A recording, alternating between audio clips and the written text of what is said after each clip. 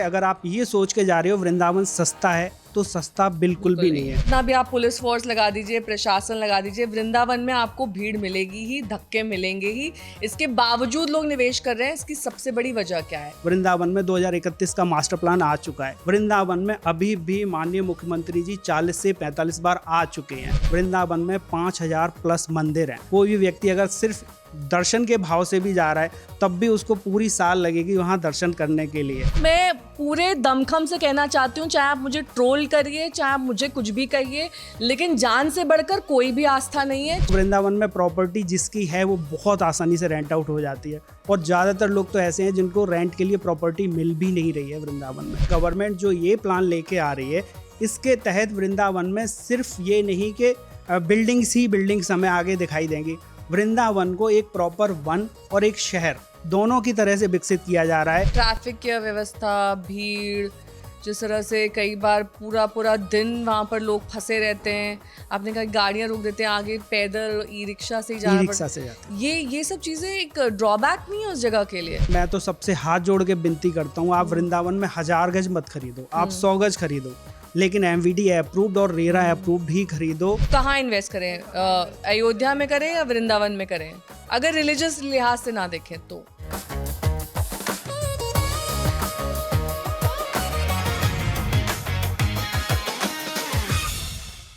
नमस्कार, hello, welcome. Property से फायदे यानी कि PSF के इस ब्रांड न्यू एपिसोड में एक बार फिर से हम आपके साथ हाजिर हैं एक नए टॉपिक के साथ। और आज हम बात करेंगे वृंदावन की, क्योंकि कुछ साल पहले तक लोग वृंदावन से दर्शन के लिए जाते थे, लेकिन आज लोग प्लॉट देखने और खरीदने भी जा रहे हैं। जहां कभी आश्रम और मंदिर सिर्फ चर्चा के केंद्र में रहते थे, आज वहां real estate projects, township, service apartments और कमर्शियल प्लॉट्स की बात भी की जा रही है। यहाँ प्रॉपर्टी के दाम मेट्रो सिटीज़ को टक्कर भी दे रहे हैं।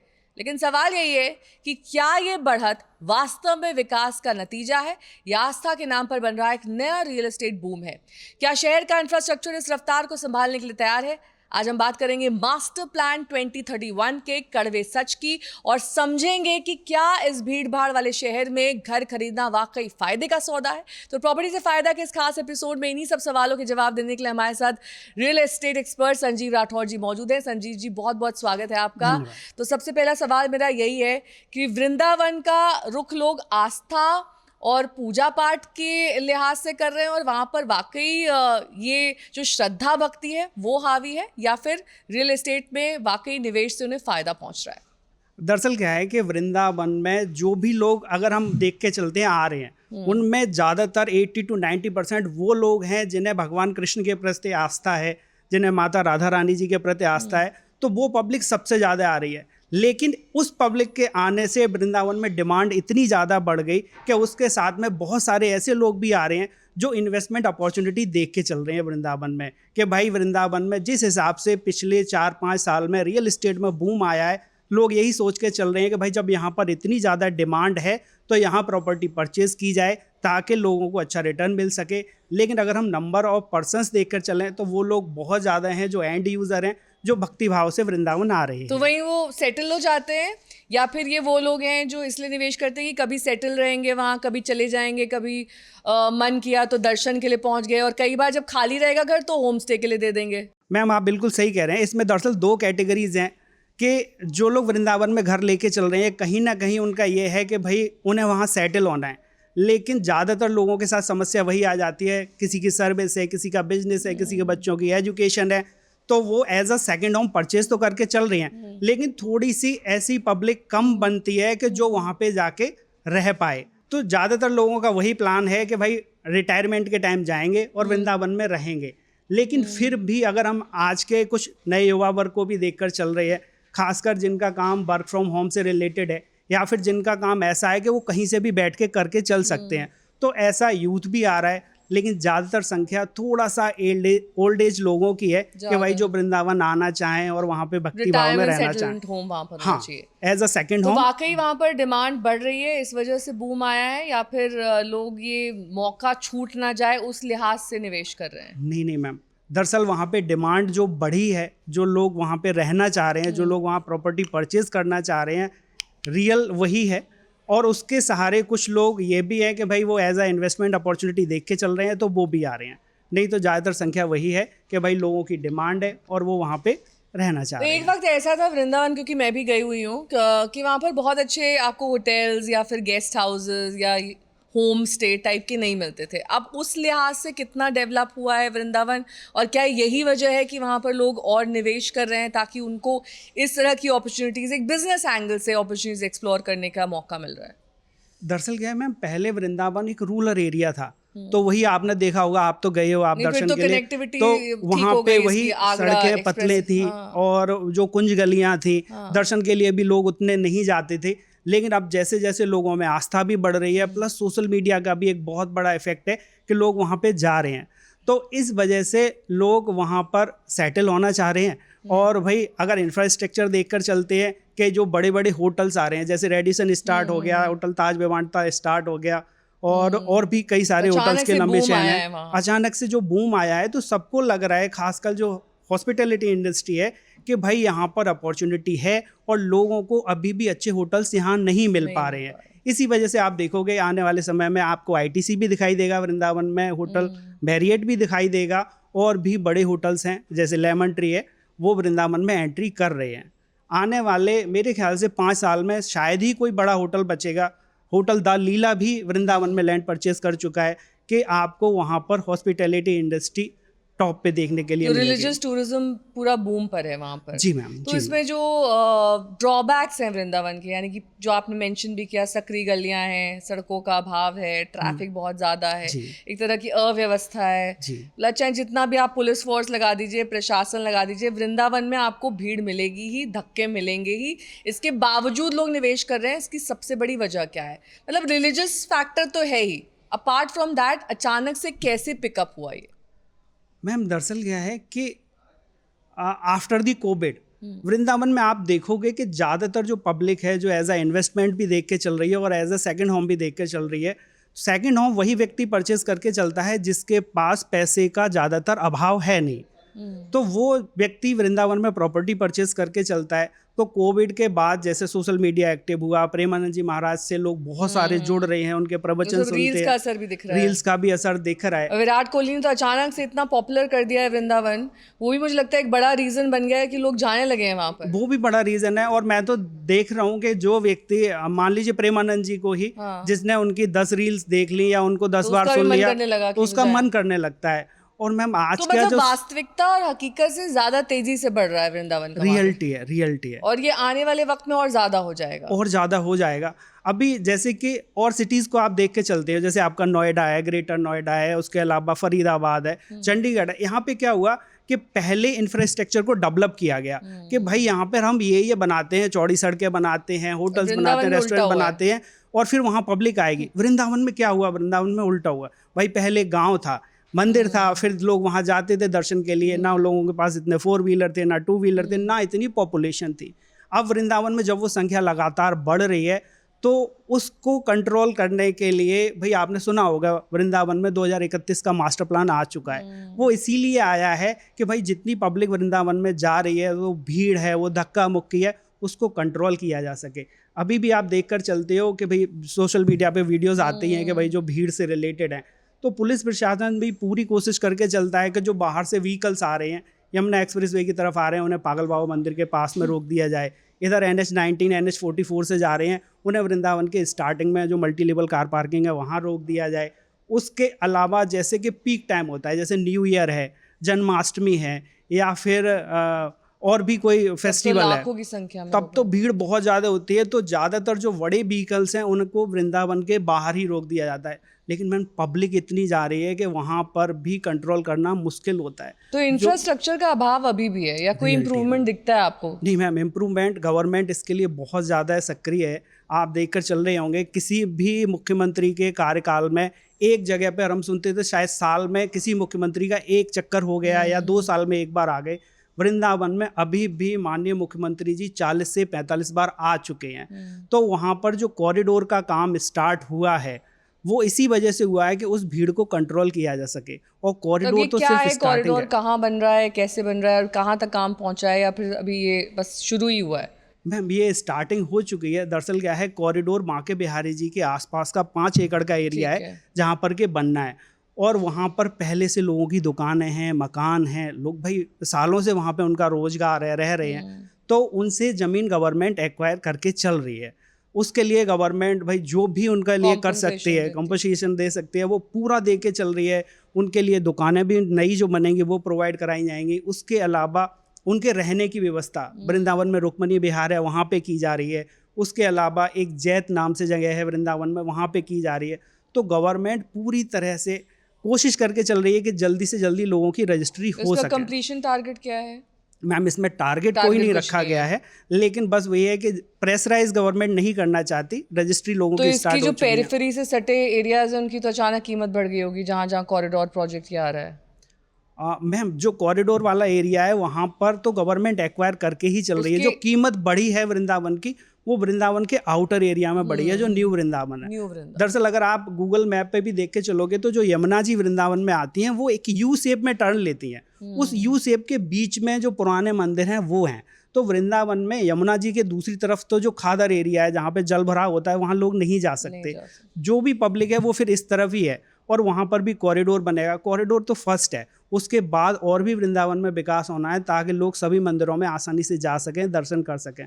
तो वृंदावन में जो डेवलपमेंट आ रहा है वो बाहर के एरिया में आ रहा है, जिसको कि लोग न्यू वृंदावन बोल के चल रहे हैं, और अच्छे प्रोजेक्ट्स आ रहे हैं और अच्छी सोसाइटीज डेवलप हो रही हैं। कुछ तो कनेक्टिविटी भी बेटर हुई है। आगरा यमुना एक्सप्रेसवे बनने से, जब से ये शुरू हुआ है तब से दिल्ली एनसीआर तमाम लोग रिलीजियस टूरिज्म के लिए शायद मथुरा वृंदावन ही चूज करते हैं इसकी वजह से। और कुछ मुझे लगता है कि इन सब चीज़ों को प्रमोट किया जाता है सोशल मीडिया में, तो वो और ज़्यादा लोगों की भक्ति और आस्था, क्योंकि एक टाइम पे मुझे याद है कि खाटू श्याम जी भी कोई नहीं जाता था।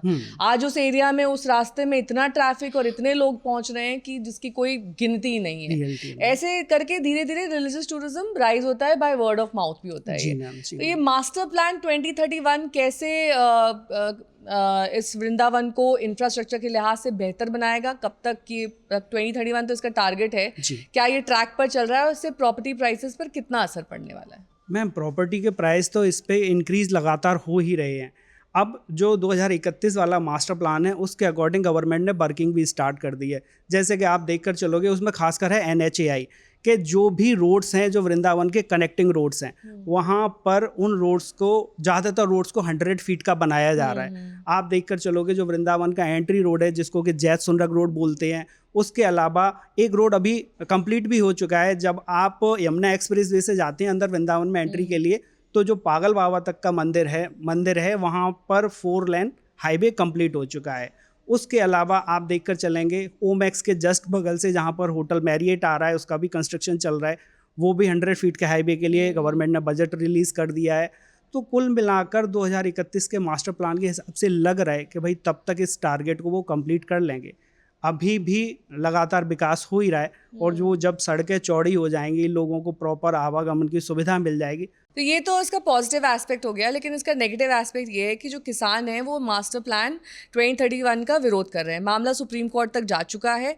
इससे कई सारे जो निवेशक हैं उनके मन में डर, ये सवाल भी है और कई सारे रेड फ्लैग्स भी हैं कि क्या वाकई निवेश करना हो, क्योंकि अगर ये मास्टर प्लान 2031 कारगर हो जाता है तब तो ठीक है, उनको रियल एस्टेट में जो एक्सपेक्टेड है वो बूम दिखाई देगा। लेकिन अगर सुप्रीम कोर्ट की तरफ से विपरीत आदेश आता है तब इस मेजर चैलेंज को वो निवेशक कैसे पार कर पाएंगे जिनका उसी पेरिफेरी में लैंड या फिर कंस्ट्रक्टेड एरिया आता है? मैम किसानों के द्वारा जो भी केसेस हैं माननीय सुप्रीम कोर्ट में, वो जो उसका फैसला आएगा वो उन्हीं का रहेगा। लेकिन अगर हम किसान के प्रोस्पेक्टिव से भी देख के चलते हैं तो जिसकी भी लैंड है वो उसके प्राइस लगातार इंक्रीज़ हो ही रहे हैं। और हम अगर देखकर चलते हैं कि भाई जो इन्वेस्टर है या एंड यूज़र है जिसने वृंदावन में प्रॉपर्टी परचेज़ की हुई है, वो किसी भी तरह से नुकसान में नहीं है, बशर्ते उसने मथुरा वृंदावन डेवलपमेंट अथॉरिटी से जो अप्रूव प्रॉपर्टी है वो परचेज़ की हुई है। प्लस अगर उसने रेरा अप्रूव प्रॉपर्टी परचेज़ की हुई है तो बहुत अच्छा है। तो उसके लिए किसी भी तरह का कोई तनाव है ही नहीं, क्योंकि अगर जोनिंग, लैंड यूजेज, प्लानिंग इन सब में बदलाव किया जाता है तो निवेशक पर तो असर पड़ेगा ही ना। वो ये सारे एस्पेक्ट्स काउंट करके चलेगा। मैम 2031 के मास्टर प्लान में वो सारा जो भी लैंड यूज है वो क्लियर किया जा चुका है। आपने अब तक का कहीं का भी मास्टर प्लान देखा हो, आपने उसमें कभी पिंक जोन नहीं देखा होगा। वृंदावन में इवन पिंक जोन भी डिसाइड हो चुका है, जिस एरिया में सिर्फ मंदिर और धर्मशाला। तो जो याचिका दायर की गई है सुप्रीम कोर्ट में, उसमें क्या लिखा गया है? मैम जो सुप्रीम कोर्ट, वो कुछ किसान ऐसे हैं कि भाई जिनकी ज़मीन गवर्नमेंट जो प्रोजेक्ट लेके आ रही है भाई जब इंफ्रास्ट्रक्चर डेवलप होगा तो सड़कें तो चौड़ी करनी ही पड़ेंगी। उसके अलावा जब इतने सारे व्हीकल्स वृंदावन में आते हैं तो उनके पार्किंग के लिए भी स्पेस चाहिए, लोगों के लिए भाई होटल्स भी चाहिए, रेस्टोरेंट्स भी चाहिए, तो पूरा मार्केट डेवलप होना है। तो गवर्नमेंट जो भी ज़मीन एक्वायर करके चल रही है तो उसके विरोध में है किसान कि भाई हमारे वो ज़मीन ना एक्वायर की जाए। और हर किसी को लगता है कि भाई जितनी दिन उसकी ज़मीन बची रहेगी वो उतनी ज़्यादा महंगी ही होगी। राइट, ये रियलिटी है। होल्ड करके चलना चाहते जी हैं मैम, उसको। जी मैम। तो इस इंटीग्रेटेड जोन में कई सारे एरियाज आते हैं, मथुरा, वृंदावन, बरसाना, छाता जैसे एरियाज, तो ये इंटीग्रेटेड जोन के तौर पर डेवलप किया जा रहा है।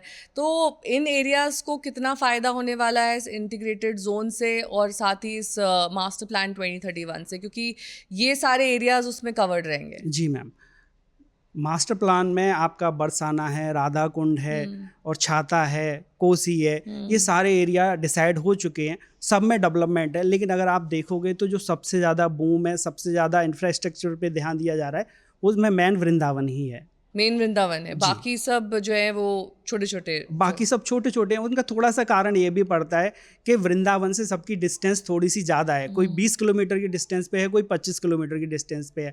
अगर आप आज देख कर चलोगे वृंदावन में 5000 प्लस मंदिर हैं।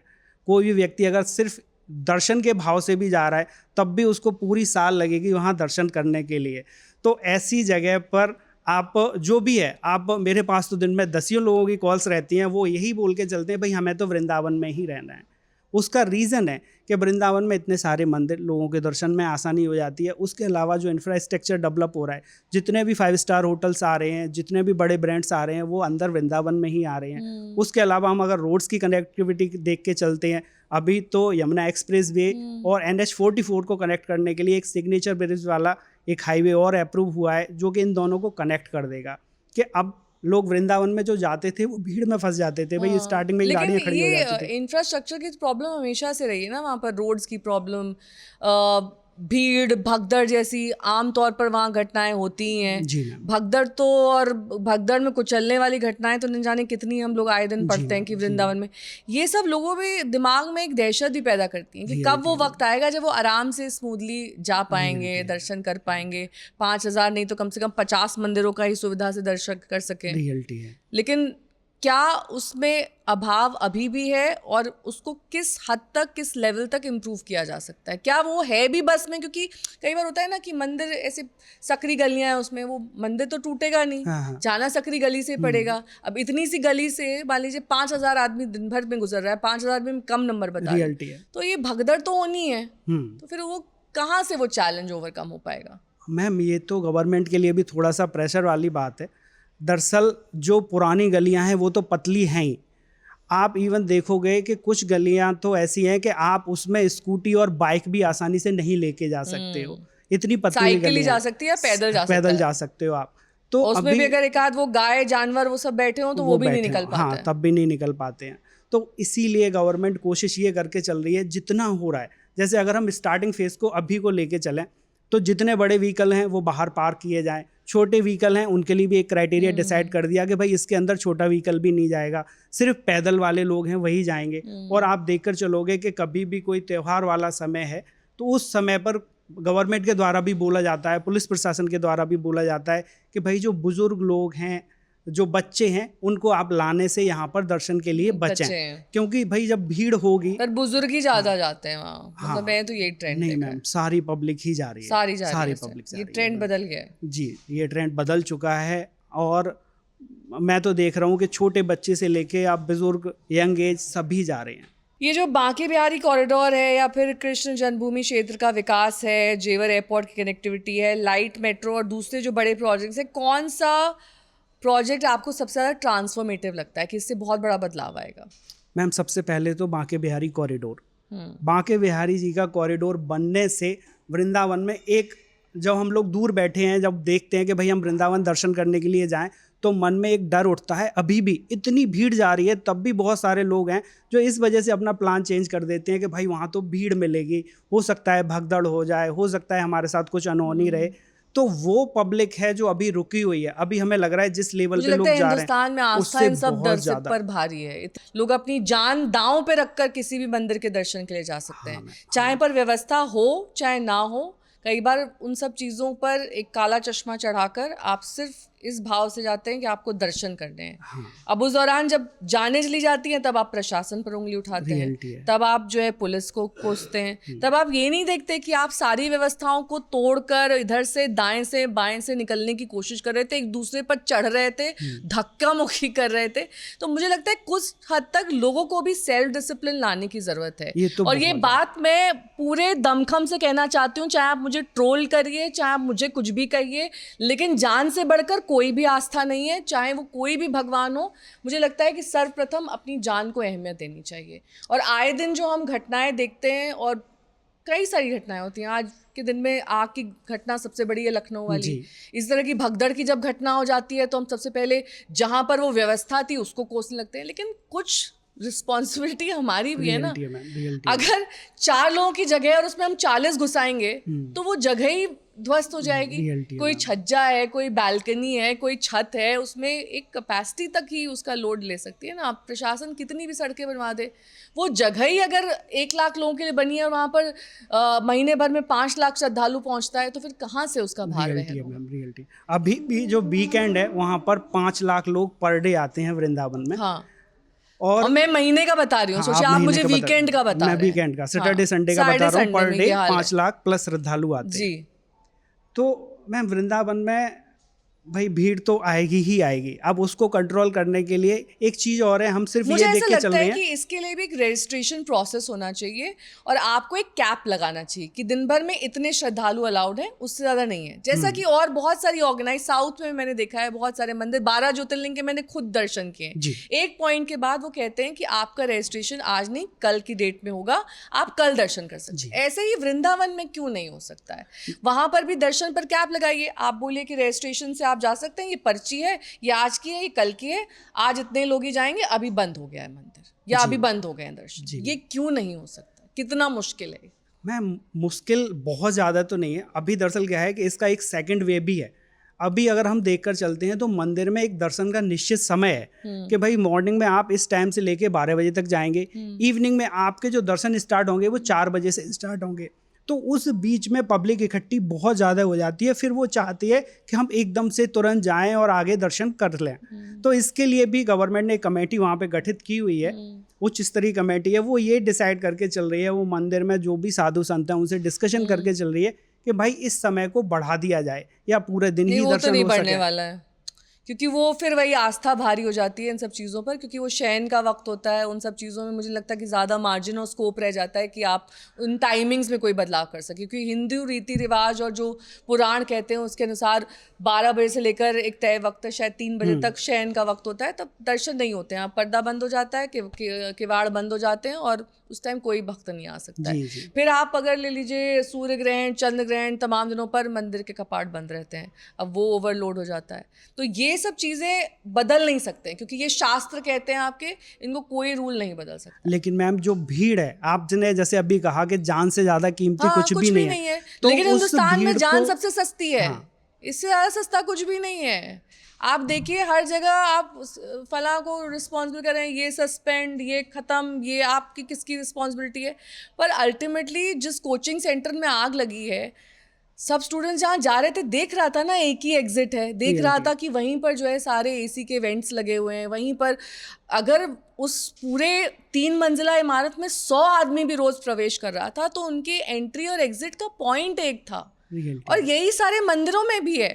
आप देखिए ना, अगर मंदिर में भी ऐसा कभी खुदा ना खास्ता होता है, कहाँ से भीड़ भागेगी? रियलिटी है मैम, रियलिटी। तो ये तो हम तो आंख मूंद कर चलते हैं और आंख मूंद कर सोचते हैं कि सब कुछ एक दिन ठीक हो जाएगा। अरे अपने आप से कैसे ठीक होगा भाई, जब तक आप खुद नहीं सोचेंगे कि आप जहाँ जा रहे हैं वहाँ पर क्या वाकई कोई फायर एक्सटिंग्विशर लगा हुआ है। मुझे तो आज तक किसी मंदिर में फायर एक्सटिंग्विशर नहीं दिखा। आपने देखा है कभी किसी मंदिर में? नहीं मैम। कोई फायर सेफ्टी नॉर्म्स होते हैं किसी मंदिर में? नहीं मैम, मंदिर में वो भी आपने नहीं देखे रहते। कभी? नहीं देखे। आपने बाल्टी तक देखी है जिसमें वो सैंड भरी होती है? लेकिन मैम फिर भी बहुत सारे मंदिर हैं कि जिसमें अंदर आप दीपक नहीं जला के चल सकते। आप आग अंदर लगने के धूप तो बत्ती कारण शॉर्ट अगरबत्ती नहीं। सर्किट है भाई साहब, सबसे बड़ा आज की डेट में। आज तो ना किसी दीपक से लग रही है, ना किसी मोमबत्ती से लग रही है, किसी चीज़ से नहीं। सबसे बड़ा है overload of electricity. Short circuit हुआ नहीं, चंद सेकंड में पूरी बिल्डिंग खत्म। मैं तो कल से यही न्यूज़ पढ़ रही हूँ, तो मेरे तो दिमाग में ये हावी है। तो मुझे नहीं लगता कि कोई भी जगह जाने लायक सेफ है आज की डेट में अगर उसमें मल्टीपल एंट्री एग्जिट पॉइंट्स नहीं है, और ये शायद ओवरऑल सभी मंदिरों में एप्लीकेबल है। मुझे लगता है साउथ के कुछ मंदिर इससे थोड़े अलहदा हैं क्योंकि वो थोड़े बड़े एरियाज बने हुए हैं। अगर उनका आप इंफ्रास्ट्रक्चर देखिए तो वो एक ह्यूज एकड़ ऑफ लैंड में, और उसमें अगर जाने की भी व्यवस्था है तो मंदिर के अंदर प्रकोष्ठ में से 2 ही आदमी प्रवेश कर सकता है, और उसके लिए उनके नॉर्म्स और रूल्स मतलब एकदम उसमें कोई कोताही नहीं है। It is non negotiable. कोई वीआईपी आ जाए, कोई वीवीआईपी आ जाए, कोई सुपर वीवीआईपी आ जाए, इट इज नॉन नेगोशिएबल। आने वाले समय में आप वृंदावन में भी सेम चीजें देखने वाले हैं, शायद 2 से 3 साल में हम देखे चले। बहुत ज्यादा वृंदावन में दिखता है, तो मुझे नहीं लगता कि ये जो यूपी वाले जितने मंदिर है ना, ये कभी भी वीआईपी कल्चर से मुक्त हो सकते हैं। नहीं मैम, हो सकते हैं ये मुक्त, और अभी भी आप शायद फिलहाल नहीं गए हो दर्शन के लिए। आप थोड़े आशावादी ज्यादा हैं, क्योंकि मैं तो खुद इस बात की भुक्तभोगी हूँ। कोई भी आप वीआईपी लाइन में भी चले जाइए, उसमें पीछे से ऐसा धक्का आता है, आप धक्के से अंदर जाते हैं और धक्के से बाहर आते हैं। मैम अभी आप अगर वृंदावन जाओगे तो वहाँ पर जो कमेटी गठित की गई है, अभी तक क्या था भाई, जितने वहाँ पे पुजारी हैं सबका था कि भाई उसके कुछ जो भक्त आ रहे हैं वो उसके नोन के आ रहे हैं, वो उसके नोन के आ रहे हैं, तो एक वीआईपी कल्चर बहुत ज़्यादा हावी था। लेकिन अब आप अगर वृंदावन में देखोगे तो वो चीज़ें आपको नहीं नज़र आएंगी कि भाई लोग आसानी से जा रहे हैं, जैसे बाकी सब जा रहे हैं वैसे जा रहे हैं। रही बात भीड़ की, तो भाई जो पुराना मंदिर है वहाँ पर उतनी अच्छी एंट्री एग्जिट नहीं है, तो गवर्नमेंट जो प्लान करके चल रही है वो इसी वजह से करके चल रही है कि भाई कैसे भी उस भीड़ को कंट्रोल किया जा सके ताकि कोई बड़ा हादसा वहाँ पर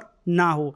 लेकिन उस प्रक्रिया में भी समय लगता है। बहुत सारे लोगों की रजिस्ट्री हो गई है, लेकिन गवर्नमेंट बहुत ज़्यादा फोर्सफुली किसी की रजिस्ट्री नहीं करा सकती। भाई जिसकी लैंड है वो ऑनर है उसका, उससे आप प्रेम से ही ले सकते हो कि भाई आप अपनी ज़मीन का हम आपको इतना मुआवजा दे के चल रहे हैं, हम आपको यही और अदर प्रॉपर्टी प्रोवाइड करा सकते हैं। आप किसी से ज़बरदस्ती उसकी लैंड नहीं लेके चल सकते। तो गवर्नमेंट भी वही काम करके चल रही है कि भाई लोगों की वहाँ पर ज़मीन ली जाए और वहाँ पर फिर पूरा कॉरिडोर का निर्माण। हम एक सुस्त व्यवस्था का शिकार हैं। यहाँ पर एक्शन तभी होता है जब यहाँ पर मौतें हो जाती हैं। यहाँ पर रिएक्शन तभी होता है जब यहाँ पर किसी की जान चली जाती है, क्योंकि एक ऐसा देश है जहाँ पर जान सबसे सस्ती है। अब आखिरी सवाल है मेरा कि जेवर एयरपोर्ट, इसके बनने से कोई फ़ायदा वृंदावन में हुआ है, या फिर कनेक्टिविटी के लिहाज से वो पहले जैसा ही रहेगा, एयरपोर्ट होता चाहे नहीं होता? नहीं मैम, जेवर एयरपोर्ट बनने से वृंदावन को बहुत ज़्यादा बेनिफिट है। जो लोग आपने देखा होगा वृंदावन में प्रॉपर्टी परचेज करके चल रहे हैं, चाहे पूरे इंडिया से हैं, बहुत सारे एनआरआई हैं जो परचेज करके चल रहे हैं। तो जब भी उनसे डिस्कशन होता है तो यही है कि भाई जेवर एयरपोर्ट बनने से उनको आवागमन में बहुत ज़्यादा सुविधा हो जाएगी कि भाई वो आसानी से वृंदावन आ सकते हैं, अपनी प्रॉपर्टी पे रुक सकते हैं, और जब उनको जाना हो तो वो आसानी से उनको जाने में भी कोई दिक्कत नहीं होगी। तो जेवर एयरपोर्ट का बहुत अच्छा बेनिफिट है वृंदावन के लिए। तो ये जो ज़ीरो कार्बन एमिशन डेस्टिनेशन बनाने की बात हो रही है वृंदावन को, क्या ये संभव है, और अगर है तो ये कब तक हो पाएगा, और इसका वहाँ के रियल एस्टेट या फिर टूरिस्ट के मन में क्या प्रभाव पड़ेगा? मैम जो जीरो कार्बन एमिशन है उसका जो लक्ष्य रखा है गवर्नमेंट ने वो 2041 तक का रखा है। अगर हम उसके अकॉर्डिंग देखकर चलते हैं तो वृंदावन में, जैसे कि हम आज और सिटी देख रहे हैं, लोग वहाँ से भाग रहे हैं, भाई सिर्फ भीड़ है, धुआं है, धूल है, और वो परेशान है एक तरह से। तो वृंदावन आने वाले समय में आपको इतना चेंज दिखाई देगा कि गवर्नमेंट जो ये प्लान लेके आ रही है, इसके तहत वृंदावन में सिर्फ ये नहीं कि बिल्डिंग्स हमें आगे दिखाई देंगी, वृंदावन को एक प्रॉपर वन और एक शहर दोनों की तरह से विकसित किया जा रहा है। जितने वहाँ पर जलाशय हैं उनका फिर से उनका जीर्णोद्धार करना, उसके अलावा जो नई वाटर बॉडीज़ हैं उनको लेके आना, घाटों का निर्माण है, यमुना जी में भाई जो सफाई का काम है वो है। उसके अलावा जहाँ पर भी गवर्नमेंट को अच्छा एरिया मिल रहा है, गवर्नमेंट वहाँ पर प्रॉपर ग्रीनरी की व्यवस्था करके चल रही है।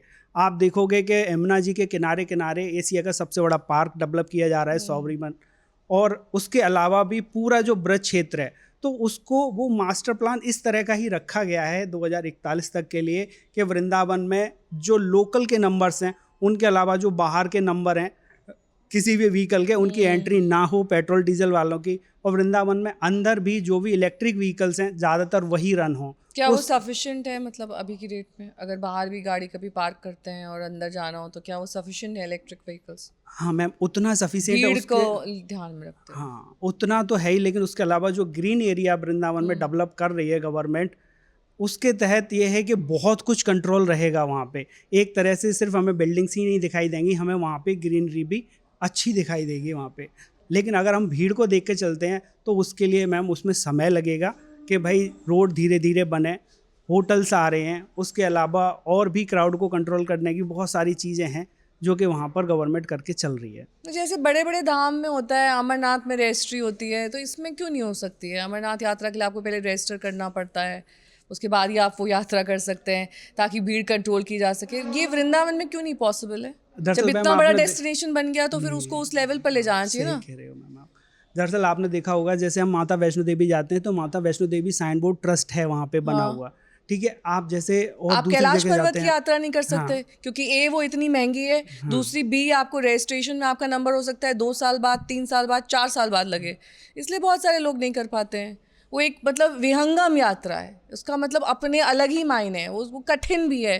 अब इसमें क्या है, गाड़ी उठाई, एनसीआर से चले गए, 2 घंटे में पहुंच गए और सेम डे वापसी की भी कोशिश करते हैं लोग, तो उनको लगता है कि दिन भर की पिकनिक है और वहाँ पर दर्शन भी हो जाएंगे और चले आए वापस। हाँ, लेकिन मैम धीरे धीरे इंफ्रास्ट्रक्चर डेवलप हो रहा है। आप देखोगे जितने नए मंदिर बने हैं वृंदावन में, जैसे आपने प्रेम मंदिर देखा, प्रेम मंदिर वृंदावन में स्टार्टिंग में ही पड़ जाता है, तो भाई उसका इंफ्रास्ट्रक्चर इस तरह का बनाया गया है कि आसानी से लोग अंदर जा सकें, अंदर आसानी से बाहर आ सकें। उसके अलावा अभी आप देखोगे तो चार धाम मंदिर जो मेन छठीकरा पे ही है वो स्टार्ट हो चुका है, वहाँ पर भी प्रॉपर इस तरह की व्यवस्थाएं रखी गई हैं। तो मतलब न्यू वृंदावन पर लोग का फोकस रहेगा अगर फोकस है मैम, या फिर पुराने मंदिरों के आसपास ही, क्योंकि वहाँ जगह नहीं बची है। पुराने मंदिरों से तो श्रद्धा जो जुड़ी है वो जुड़ी ही रहेगी, लेकिन जो मेन लोग वहाँ पर एंट्री करना चाह रहे हैं, खासकर जो बास चाह रहे हैं, वो न्यू वृंदावन की ओर ही जा रहे हैं। अभी आप देखो जो चंद्रोदय मंदिर का कंस्ट्रक्शन जब से स्टार्ट हुआ है तो लोगों में वहाँ पर भी लोग जा रहे हैं और उसके लिए बहुत बड़ा एरिया रखा गया है, लगभग 70 एकड़ एरिया में वो मंदिर बनाया जा रहा है।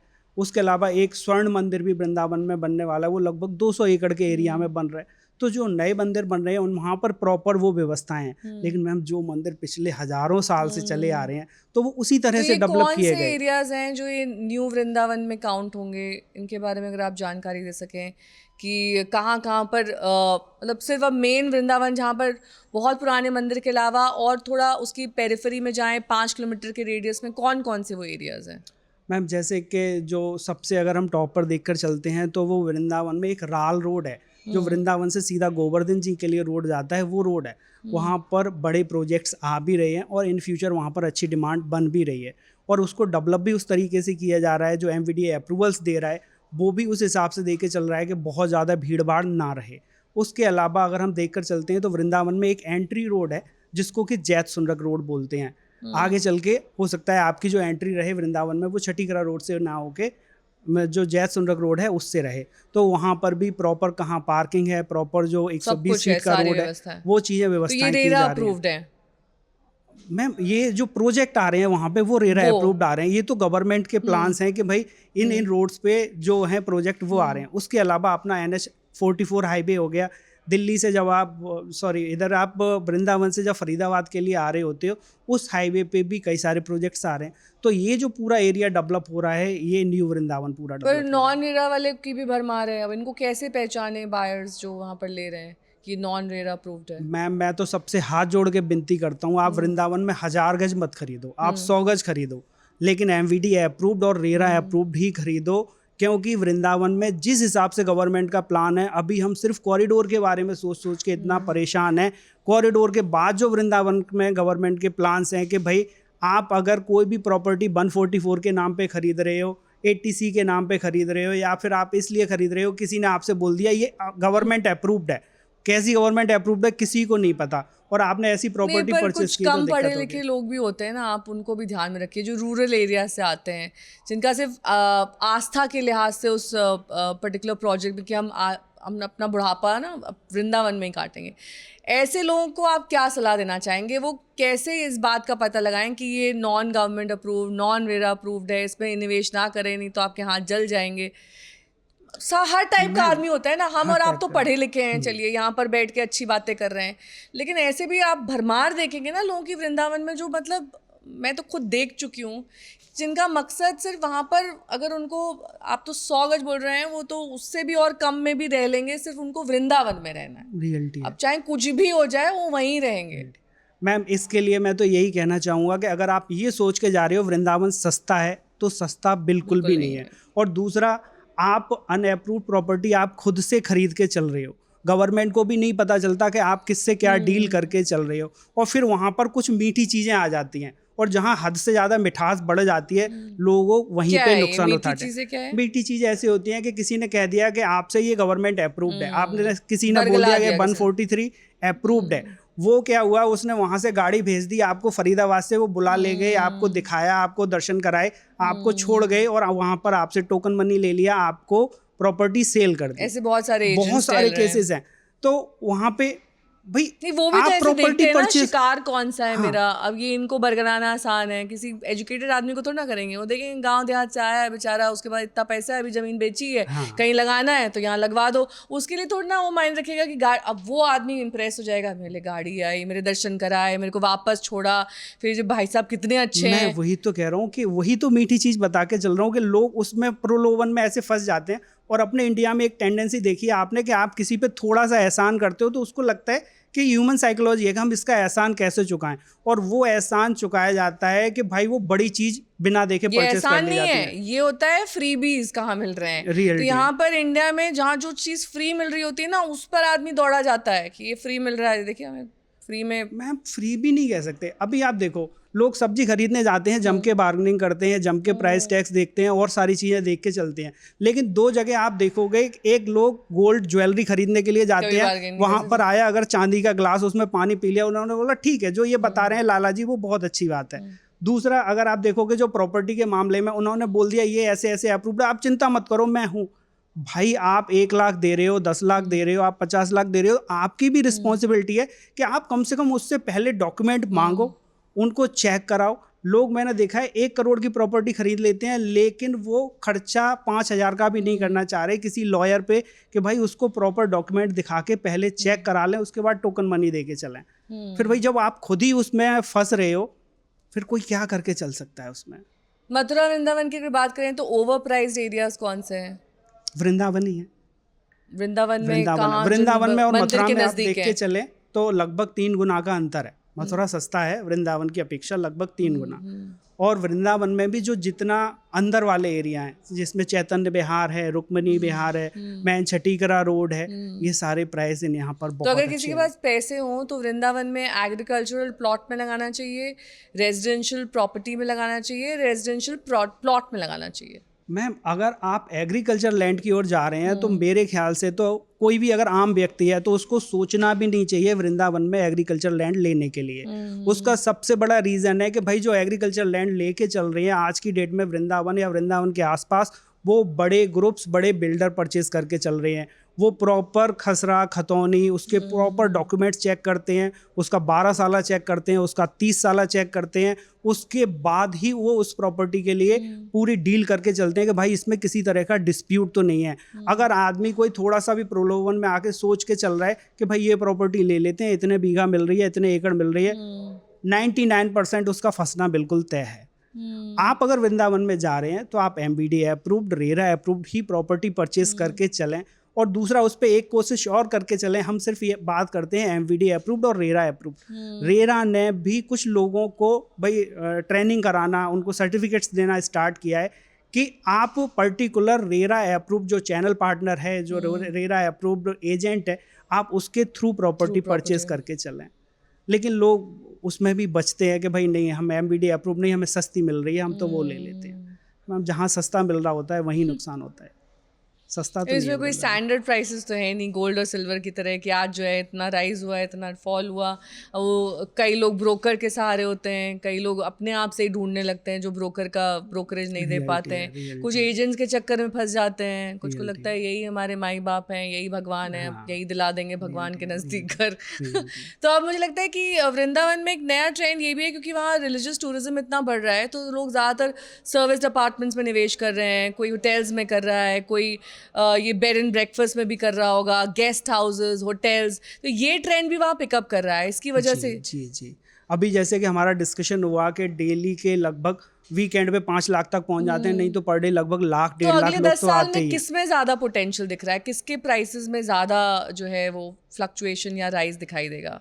अगर मैं किसी होटल में करती हूँ या मैं किसी गेस्ट हाउस में निवेश करती हूँ, मतलब उस तरह की मैम वो प्रॉपर्टी टेस्ट पे डिपेंड करता है। हाँ। अगर आप एंड यूज़र हो तो आप जाओगे रेजिडेंशियल प्रॉपर्टी और, क्योंकि भाई आपको रहना है। उसके अलावा अगर आप एक इन्वेस्टर हो, आप ये चाहते हो कि भाई हम वृंदावन में रह भी लें, उसके अलावा अगर हम वहाँ नहीं रह रहे हैं तो वो हमें प्रॉपर्टी अच्छी इनकम भी जनरेट करके देती रहे, तो आपको फिर वहाँ सर्विस अपार्टमेंट की ओर जाना पड़ता है, क्योंकि भाई आपको रहना भी मिल गया और आपका पर डे के हिसाब से रेंट आउट भी होता रहा, तो वहाँ से आपकी अच्छी इनकम जनरेट हो गई।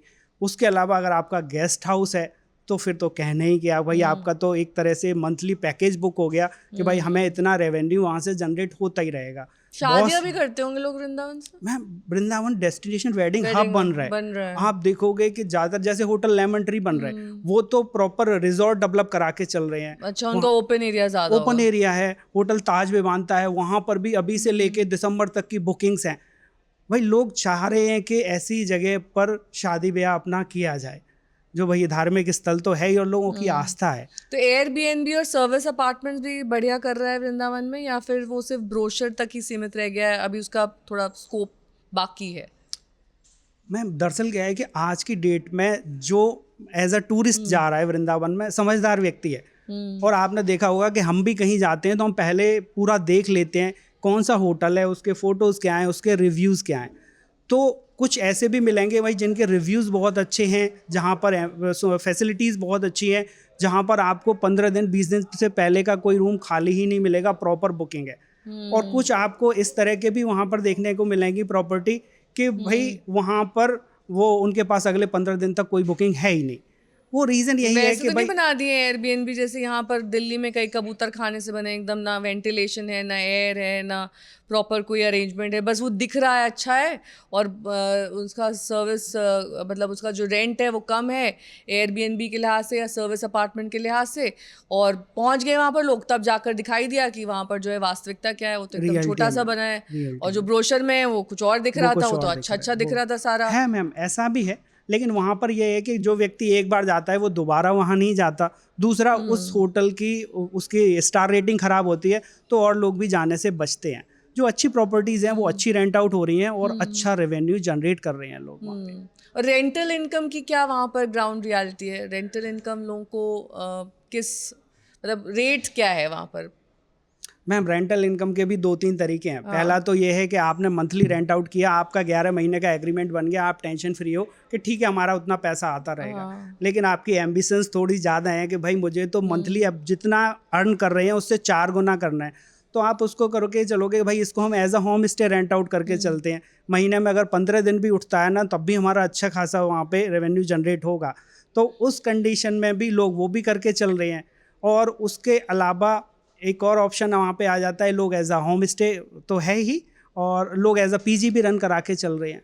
बहुत सारे ऐसे ऑप्शंस हैं। तो वृंदावन में प्रॉपर्टी जिसकी है वो बहुत आसानी से रेंट आउट हो जाती है, और ज़्यादातर लोग तो ऐसे हैं जिनको रेंट के लिए प्रॉपर्टी मिल भी नहीं रही है वृंदावन में। अगर आप अंडर कंस्ट्रक्शन की ओर जाओगे तो वृंदावन में अभी भी 80% 90% प्रॉपर्टी ऐसी हैं कि जो कंस्ट्रक्शन होने से पहले ही सोल्ड आउट हो जाती हैं। अच्छा जी। तो ये जो बड़े बड़े बिल्डर्स आ रहे हैं, गोदरेज है, लोढ़ा है, इसके अलावा हीरो होम्स है, तो इससे और ज़्यादा ऑर्गेनाइज हो जाएगा प्रॉपर्टी सेक्टर, या फिर इससे बेतहाशा दाम बढ़ जाएंगे? मैम ऑर्गेनाइज तो होगा ही होगा, और दाम बढ़ना है तो दाम तो जैसे जैसे वहाँ इंफ्रास्ट्रक्चर डेवलप हो रहा है उस हिसाब से प्राइस तो इंक्रीज़ होंगे, जिस हिसाब से रोड बन रहे हैं। उसके अलावा गवर्नमेंट की एक आगे की योजना है कि भाई यमुना जी में भी फेरी चलाई जाए, कि जो कि आपका वृंदावन से लेके मथुरा फिर गोकुल तक जाए।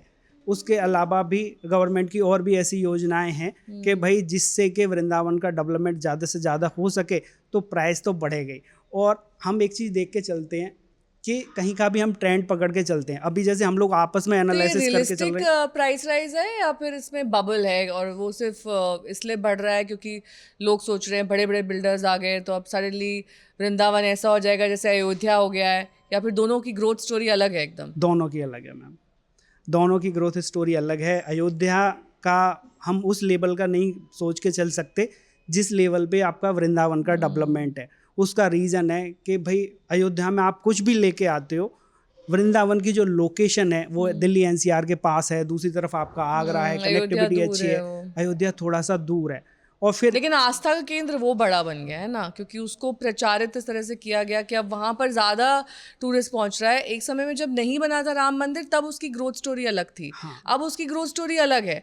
अब वहाँ पर जिस पूरे प्रांगण में मंदिर बना है, उन लोगों को जिनके घर थे आसपास, उनको जो कॉम्पनसेशन मिला है वो इतना था कि लोग मतलब उसकी तुलना किसी भी शहर से नहीं कर रियलिटी है सकते। मैम, रियलिटी है। चाहे उसमें दुकानें आई हों आपके, चाहे मकान आया हो आपको उस लिहाज से। और प्लस मुझे लगता है कि वहाँ पर जिन लोगों ने होटल्स डेवलप किए उन्हें बहुत फ़ायदा हुआ, जिन लोगों ने वहाँ पर ईटिंग जॉइंट्स खोल लिए उन्हें बहुत फ़ायदा हुआ। हालांकि अभी भी वो पर्याप्त संख्या में नहीं है अयोध्या में जिस हिसाब से टूरिस्ट पहुँच रहा है और लोग पहुँच रहे हैं, लेकिन फिर भी मतलब करोड़्स में खेल रहे हैं वो लोग। मतलब वहाँ एक चाय वाले की हम लोगों ने एक बार एक स्टोरी चलाई थी, जी उसने उस टाइम राम मंदिर खुलने के टाइम एक दिन में 20,000 रुपए की कमाई करी थी 10 रुपए की चाय बेचकर। जी, वो भी कम ही बता रहा होगा, शायद 35-30 हज़ार हो गई होगी। रियलिटी है, रियलिटी है मैम। दरअसल हम चाहे वृंदावन लें या अयोध्या लें, अगर हम एज अ एंड यूज़र देख के चल रहे हैं तो जिस व्यक्ति का प्रेम भगवान राम के प्रति है वो अयोध्या जाएगा। आप उसको कितनी भी कोशिश करो वृंदावन लाने की, नहीं आएगा। जिसका प्रेम भगवान कृष्ण के प्रति है, माता राधा रानी के प्रति है, वो कोशिश करेगा कि भाई कैसे भी वो वृंदावन में ही प्रॉपर्टी परचेज करे। दोनों अलग-अलग आस्था, दोनों अलग अलग हैं। केंद्र अलग अगर हैं। हम इन्वेस्टर के प्रोस्पेक्टिव से देखते हैं तो वो देखता है कि कहाँ ज़्यादा है, भाई वो तराजू लेके बैठा है कहाँ इन्वेस्ट करें, कि कहाँ इन्वेस्ट करके अयोध्या चले, में करें या वृंदावन वृंदावन में में करें, अगर रिलीजियस लिहाज से ना देखें तो। मैं वो फिर वहाँ पे भी यही चीज़ आ गई कि अगर आप अप्रूव प्रॉपर्टी की ओर जा रहे हैं तो मेरे ख्याल से वृंदावन में ज़्यादा आपको ग्रोथ मिलती मिलेगी। है। हाँ, अयोध्या की तो अपेक्षा। अयोध्या सैचुरेट हो गया है, मतलब वहाँ ग्रोथ नहीं है। नहीं, ग्रोथ है अयोध्या में भी, लेकिन अगर हम कंपैरिजन करके देख रहे हैं कि भाई ग्रोथ के हिसाब से तो वृंदावन में मुझे ज़्यादा अपॉर्चुनिटीज़ नज़र आती हैं। अगर फ्यूचर आउटलुक आपको मथुरा वृंदावन का 2027 का देना हो तो क्या होगा फ्यूचर आउटलुक? मैम 2027 तो अब स्टार्ट ही होने वाला है। अगर हम बात करके चलते हैं कि 5 साल चलिए बाद किस तरह का होगा। 2031 ले लेते हैं। हाँ, 2031 लेके चलते हैं तो आपको एक अलग ही चीज़ें देखने के लिए मिलेंगी कि जहाँ पर लोगों को रहने के लिए तो व्यवस्था प्रॉपर मिल ही रही है, लोगों को जो भीड़ भाड़ है, धक्का मुक्की है, उनसे भी निजात मिल रही है वृंदावन में। और मैम वृंदावन वास्तव में इतनी अच्छी जगह है कि अभी भी आप देखोगे तो सिर्फ 1% लोग हैं जो लोकल वृंदावन के हैं, 99% लोग बाहर से आए हुए हैं जो वहाँ पे रह रहे हैं, और वो लोग हैं जो भक्ति भाव से आए हुए हैं। तो वृंदावन में आप देखोगे, अब जब आप जाके महसूस करते हो कि कितना भी भ्रष्ट व्यक्ति हो, जब वो वृंदावन में एंट्री करता है उसका भाव बदल जाता है। तो वृंदावन में तब भी आप देखो कि जो लोग बाहर से आ रहे हैं, एक तरह से कहा जा सकता है भाई बाहर का जो तनाव है वो वहाँ नहीं है कि आप भक्ति में लगते हो। आप अगर वहाँ पे जो मल्टी स्टोरी भी हैं वहाँ का भी आप अगर कल्चर देख कर चलोगे, लोग एक दूसरे से मिल रहे हैं, पार्क में भी डिस्कशन कर रहे हैं, फ्लैट्स में भी लोग एक दूसरे को जानते हैं कि भाई हमारे पड़ोस में कौन रहता है, क्योंकि वो एक ही टेस्ट के लोग हैं और वो भक्तिभाव वाले लोग हैं। उन्हें डर नहीं है कि भाई हमारे पड़ोसी को हमारे बारे में पता चल गया तो कोई डर है, या हमारे बच्चे कहाँ खेल रहे हैं तो कोई डर है। तो वृंदावन का जो माहौल है वो बहुत अच्छा है। अभी अगर आप आप बिना बायस्ड के कह रहे हैं ना कि आप वृंदावन से आते हैं। मैं वृंदावन में कोई बारे में बताऊं, अगर आप 4 प्रोस्पेक्टिव देखो इंडिया में तो वृंदावन से अच्छी जगह नहीं दिखाई देती। ना के बराबर चीज़ें हैं, लोग वहाँ शराब नहीं पीते, लोग वहाँ मांस मछली नहीं खाते, लोग वहाँ बहन बेटी को गलत नज़र से नहीं देखते। उसके अलावा वहाँ पर जो सनातनी लोग जीरो है, हैं, आप कह रहे हैं। जीरो तो नहीं है मैम, लेकिन पूरे इंडिया में अगर आप देख कर चलते हो तो सबसे कम चीज़ें ये आपको वृंदावन में ही मिलेंगी।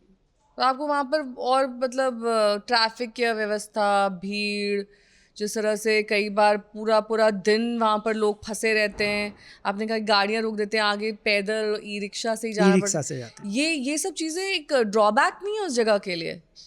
अब कब तक आप वो मांस मछली और उन सब चीज़ों की उसमें मतलब ग्लोरीफाई करते रहेंगे कि नहीं ये नहीं होता है तो बड़ी अच्छी जगह है, लेकिन तो भाई बाकी चीज़ों में दिन भर तो मेरा टेंशन बढ़ जाएगा ना, क्योंकि मैं तो रोज़ तो मंदिर नहीं जा रही हूँ। अगर मेरा घर वहाँ पर है और मुझे अपने घर तक पहुँचने में 5 मिनट लगते थे और वो 50 मिनट लग रहे हैं तो मुझे तो दिक्कत होगी ना। मैम वहाँ पे वो एनसीआर वाला कल्चर ही नहीं है कि आपको बस यहाँ से जाना है और तुरंत घर पे जाना है। वहाँ दर्शन करने जा रहा है व्यक्ति, उसको आधे घंटे की जगह 1 घंटा लग रहा है, लेकिन वो दर्शन करके ही आ रहा है। नहीं, अगर मेरा घर है वहाँ पर, मेरा सवाल ये था आपसे कि अगर मेरा घर है वहाँ पर और मैं वहाँ दर्शन करने नहीं गई हूँ, सिर्फ मुझे 5 मिनट अगर एंट्री में लगते थे, मान लीजिए मैं मंदिर एरिया से अपने घर पैदल भी जा रही हूँ, जो रास्ता 5 मिनट का है, मुझे उसमें अगर 50 मिनट लग रहे हैं क्योंकि वहाँ पर इतनी भीड़ है, तो मुझे दिक्कत नहीं होनी चाहिए। नहीं होगी मैम, क्योंकि जो मंदिर वाला एरिया है वो जो मैंने बताया यमुना जी का यू शेप वाला एरिया है, वो तो वो पुराने लोग हैं, वो तो रह ही रहे हैं, वहां तो आपको घर मिल ही नहीं सकता। आप जो भी प्रॉपर्टी परचेज करके चल रहे हो या जो भी लोग रह रहे हैं घर, वो नहीं बेचते, वो वहीं रहेंगे, वो वहीं रहेंगे, वो वहीं मरेंगे, वो वहीं रहेंगे, वहीं से उनका अर्थी निकलेगी और उसके बाद ही वो वो उनका वहां से था राम नाम प्रेम है सत्य हो वहां से। जाएगा। तो जी जी, तो जो बाहर के लोग हैं भाई, वो बाहर जो एरिया डेवलप हो रहा है वहां रह रहे हैं, उन्हें तो आवागमन की कोई दिक्कत है ही नहीं। तो वो सबसे संतुष्ट लोग हैं आपकी नज़र में इस दुनिया के, जिनको कोई मतलब नहीं है कि जीवन में क्या चल रहा है, किधर बसड़ है किधर नहीं है, उनको अपना 2 रोटी खाई, प्रभु के गुण गाए और सब मस्त है। ज़्यादातर लोग ऐसे हैं। ठीक है।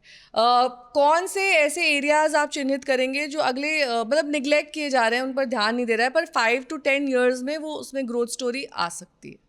मैम जैसे कि वृंदावन में आप जो राल रोड है जो गोवर्धन के लिए जाता है, पहला वो हो गया, दूसरा वृंदावन का एंट्री रोड हो गया जय सुनरग रोड, उसके अलावा NH44 हाईवे पर हो गए, आप इधर चौमुआ की ओर आ जाते हैं, छाता की ओर आ जाते हैं, अकबरपुर की ओर आ जाते हैं, ये एरिया हैं, यहाँ पर भी आप इन फ्यूचर अच्छा ग्रोथ देख पाएंगे। तो अगर कोई गोल्डन रूल हो यहाँ पर निवेशकों के लिए, अगर आपके पास ही मसलन 1 करोड़ रुपए हों, तो आप कहाँ निवेश करेंगे? प्लॉट में करेंगे, रेजिडेंशियल प्रॉपर्टी में करेंगे, या फिर किसी बिल्डर सोसाइटी में करेंगे? कहाँ करेंगे निवेश? मैम अगर शॉर्ट टर्म के लिए देखा जाए तो मैं जाऊँगा फ्लैट की ओर, और फ्लैट में भी चूज़ करके चलूँगा मैं जो माई-वन कंस्ट्रक्शन टेक्नोलॉजी से बन रहा हो, क्योंकि वृंदावन में खारे पानी की समस्या है। तो वहाँ पर सबसे अंत में बोला है, खारे पानी की समस्या, लीकेज, सीपेज, पपड़ी का बोलना चाहिए था कि वहाँ पर जब जाएं तो आरओ लगवाएं, अपने लिए वो फिल्टर्ड वाटर का कोई प्लांट लगवाएं, क्योंकि खारा पानी आपके यहाँ तो बाल नष्ट कर देगा या आपकी सेहत खत्म कर देगा। रियलिटी है मैम, आरओ तो वहाँ लगवाना ही पड़ता है। अब याद रखिएगा, क्योंकि ये इन्होंने एक्सपर्ट टिप सबसे एंड में दिया है, ये सबसे पहले इनको ये कॉशन देना चाहिए था कि वृंदावन में खारे पानी की समस्या है, यमुना से पानी आता है अनफिल्टर्ड। नहीं मैम, मतलब वो सॉफ्टनर्स नहीं लगे होंगे ना? नहीं मैम, जो जितनी नई सोसाइटी बन रही है वहाँ तो सब सॉफ्टनर लगा के ही दे रहे हैं बिल्डर्स, लेकिन फिर भी आपको अपने लिए, मुझे नहीं लगता कि आप अगर किसी गांव में भी आज की डेट में चले जाओ और आप वाटर टेस्ट कराओ तो अपने यहाँ आसपास के एरिया में आपको वाटर प्यूरिफायर लगाने की ज़रूरत ना पड़ रही हो, लेकिन वृंदावन में वो खारे पानी की समस्या की वजह से वो ज़रूरत थोड़ी ज़्यादा बढ़ जाती है। चलिए अब कुछ व्यूअर्स के सवाल ले लेते हैं। पलवल से जितेन का सवाल है, मेरा बजट 25 से 30 लाख है, क्या मुझे अभी एंट्री लेनी चाहिए, रुकना चाहिए, और अगर खरीदना है तो क्या खरीदना बेहतर रहेगा वृंदावन में? इस बजट में MVDA अप्रूव्ड, रेरा अप्रूव्ड कुछ भी नहीं आएगा। कुछ भी नहीं आएगा, मतलब ये तो बार ही खत्म हो गया है। मिनिमम बार इससे रेज करें 50 लाख तक आए कम से कम। हाँ, मिनिमम 50-60 लाख में स्टार्टिंग रेंज होगी। हाँ, मिनिमम 50, लेकिन उसमें भी फिर आपको आउटर में जाना पड़ेगा। मुझे लगता है ये पिछले 5-10 साल में ये बदल गया है सिनेरियो। अगर 5 साल पहले ये सवाल पूछते तो आप शायद बता देते। रियलिटी है मैम, ये तो आप देखोगे कोविड के बाद चीज़ें बहुत सारी बदली हैं वृंदावन में। और अजीत सिंह का सवाल है, आजकल मथुरा वृंदावन में सबसे ज़्यादा पैसा कौन कमाएगा? पहले खरीदने वाला, सही लोकेशन चुनने वाला, या फिर सही प्रोजेक्ट चुनने वाला, या फिर तीनों?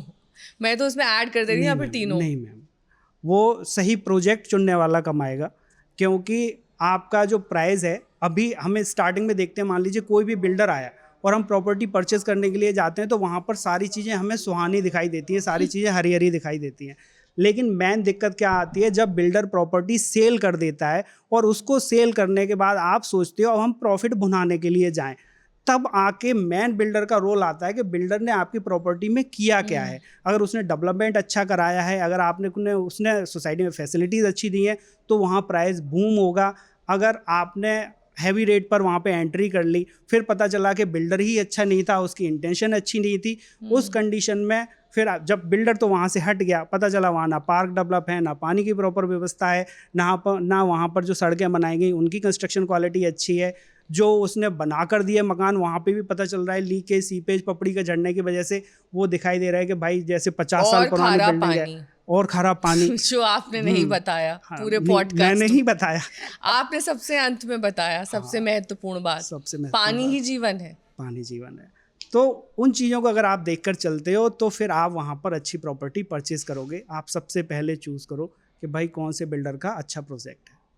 सबसे बड़ा गोल्डन रूल क्या होना चाहिए वृंदावन में निवेश के लिहाज से? आप MBDA अप्रूव प्रॉपर्टी परचेज करें, आप रेरा अप्रूव प्रॉपर्टी परचेज करके चलें। उसके अलावा आप जो प्रॉपर्टी परचेज करके चल रहे हैं किसी रेरा अप्रूव्ड एसोसिएट्स के थ्रू, एजेंट के थ्रू परचेज करके चलें। चलिए, बहुत बहुत शुक्रिया हमारे साथ बातचीत करने के लिए। तो आज की बातचीत से एक बात तो साफ है कि मथुरा वृंदावन सिर्फ एक धार्मिक स्थल और नगरी नहीं रह गया है, एक ऐसा बाजार बन चुका है जहां आस्था, पर्यटन और रियल एस्टेट तीनों एक साथ काम कर रहे हैं।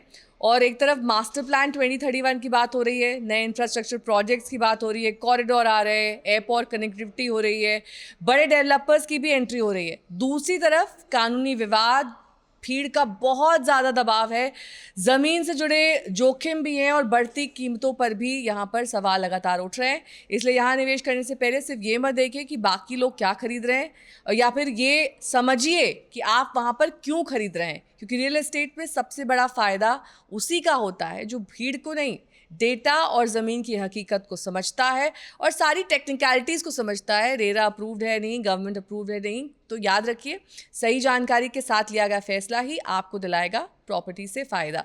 तो हमें दीजिए इजाज़त, हम एक फिर नए टॉपिक के साथ हाजिर होंगे PSF यानी कि प्रॉपर्टी से फ़ायदा में। तब तक ज़्यादा से ज़्यादा संख्या में हमारे पॉडकास्ट को लाइक, सब्सक्राइब और शेयर कीजिए। धन्यवाद।